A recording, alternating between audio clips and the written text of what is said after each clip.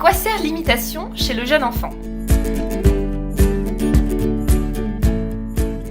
Alors, l'imitation est essentielle pour que l'enfant puisse savoir s'il a en face de lui un humain ou un non-humain. C'est vraiment par la synchronisation des comportements que l'enfant sait qu'il a affaire à un humain. Parce que justement, tout petit, il va envoyer des signaux et on va lui répondre.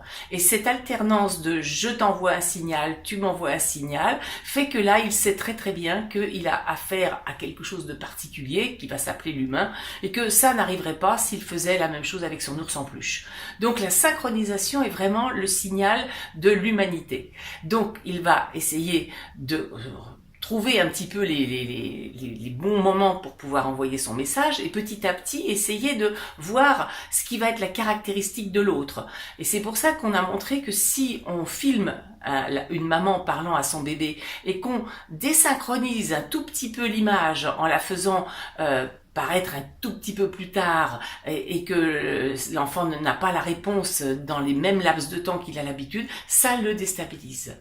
On va aller plus loin si la maman, parce qu'elle va être dépressive, qu'elle a des problèmes et tout, ne répond pas non plus à ces signaux, l'enfant va être très très perturbé. Et donc on voit bien que c'est la synchronisation des signaux qui fait que justement l'enfant sait qu'il a affaire à un humain et que cet humain est connecté à lui.